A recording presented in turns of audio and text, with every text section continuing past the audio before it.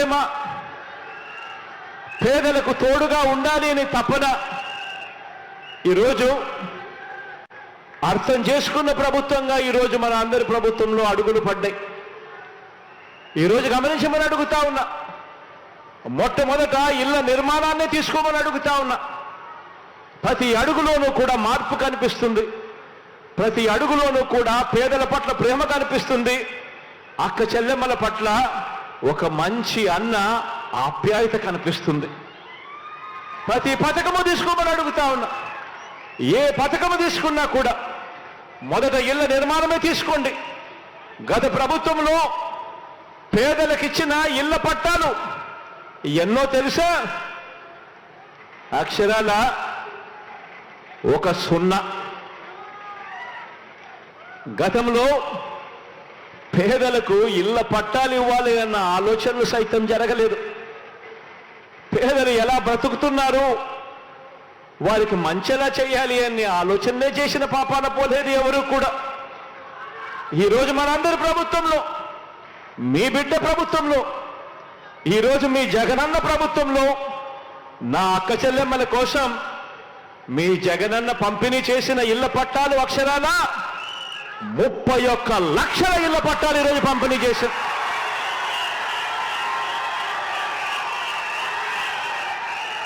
ఎప్పుడు జరగని విధంగా, ఎప్పుడు చూడని విధంగా నా అక్క చెల్లెమ్మల పేరు మీద రిజిస్ట్రేషన్ చేసి మరి నా అక్క చెల్లెమ్మల కోసం, నా అక్క చెల్లెమ్మలను లక్షాధికారులు చేయాలి, నా అక్క చెల్లెమ్మలకు ఒక నీడ ఉండాలి, ఒక గూడు ఉండాలి అని ఆలోచన చేసిన పరిస్థితి గతానికి భిన్నంగా ఈరోజు మీ బిడ్డ ప్రభుత్వంలో జరుగుతూ ఉంది.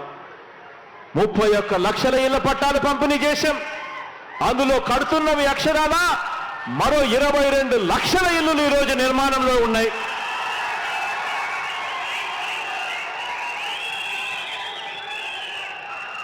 నిజంగా ఆశ్చర్యం అనిపిస్తుంది. మీ బిడ్డ ఇంతగా తప్పిస్తూ అక్క చెల్లెమ్మలకు మంచి చేయాలి, ఆ కుటుంబాలకు తోడుగా ఉండాలి, పేదరికంలో ఉన్న వాళ్లకు అండగా నిలబడాలి అని మీ బిడ్డ పరిగెత్తా ఉంటే 5 సంవత్సరాలు గతంలో సీఎంగా ఉన్న ఒక ఆయన ఉన్నాడు. ఆయనకు ఒక దత్తపుత్రుడు ఉన్నాడు.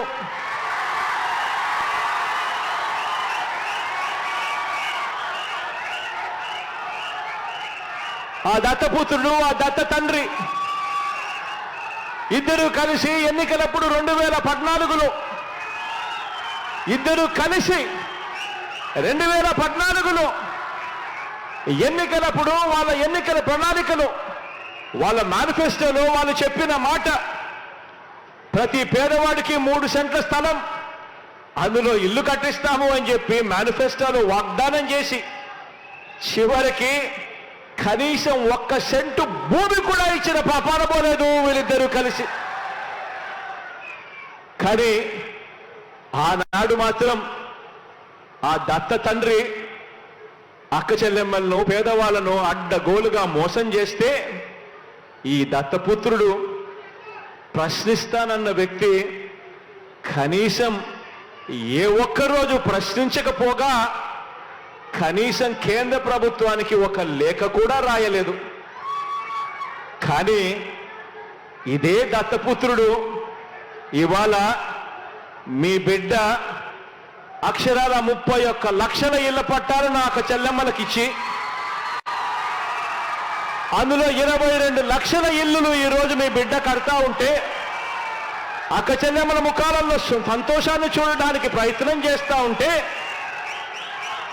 కేంద్ర ప్రభుత్వానికి లేఖ రాస్తాడు ఈ దత్తపుత్రుడు. పేదలు కట్టే ఇళ్లల్లో, పేదలకిచ్చే ఇంటి స్థలాలలో అవినీతి జరిగిందట అని చెప్పి రాస్తాడు ఈ పెద్ద మనిషి. పేదలకు కట్టే ఇళ్లల్లో అవినీతి జరిగిందని రాసి ఆ ఇల్లు కట్టే కార్యక్రమం కూడా ఆపించాలని దిక్కుమాలిన ఆలోచన చేయగలిగిన వ్యక్తి ఎవరైనా ఉన్నారు అనంటే అది కేవలం ఈ అన్యాయస్తులు మాత్రమే అని చెప్పి మాత్రం ఈ సందర్భంగా తెలియజేస్తా ఉన్నా. ఈరోజు అవినీతిపరుడు చంద్రబాబు అని చెప్పి సాక్షాత్తు కేంద్రానికి సంబంధించిన ఇన్కమ్ ట్యాక్స్ డిపార్ట్మెంట్, అవినీతిపరుడు చంద్రబాబు నాయుడు అని చెప్పి సాక్షాత్తు కేంద్రానికి సంబంధించిన ఈడీ, వీరిద్దరూ కూడా బాబుకు సమన్లిస్తే కోర్టులు కూడా దాన్ని నిర్ధారించి అవన్నీ కూడా పరిగణలోకి తీసుకుని ఆ చంద్రబాబును జైల్లో పెడితే, జైలు దగ్గరికి వెళ్ళి ఈ దత్తపుత్రుడు ఈ దత్త తండ్రిని పరామర్శిస్తాడు.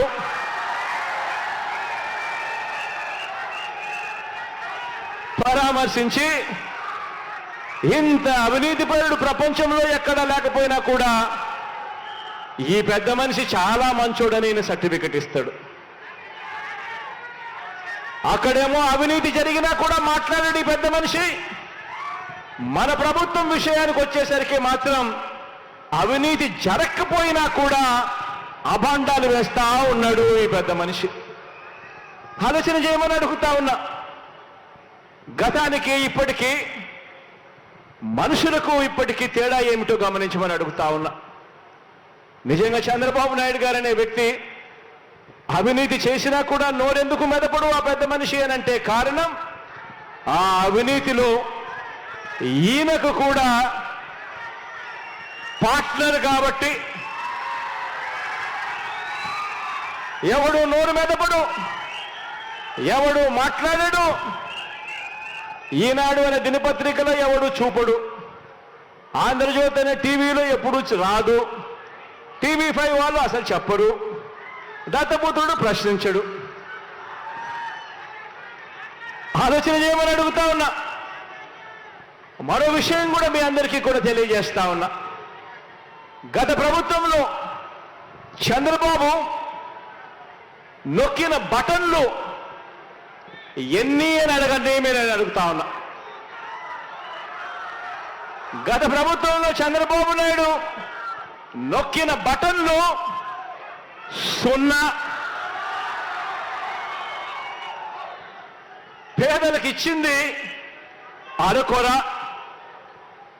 అదే ఇప్పుడు మీ బిడ్డ ప్రభుత్వంలో ప్రతి ఒక్క పేదవాడికి పెన్షన్ కానివ్వండి, ఇతర పథకాలు కానివ్వండి, నేరుగా ఈరోజు మీ బిడ్డ బటన్ నొక్కడం,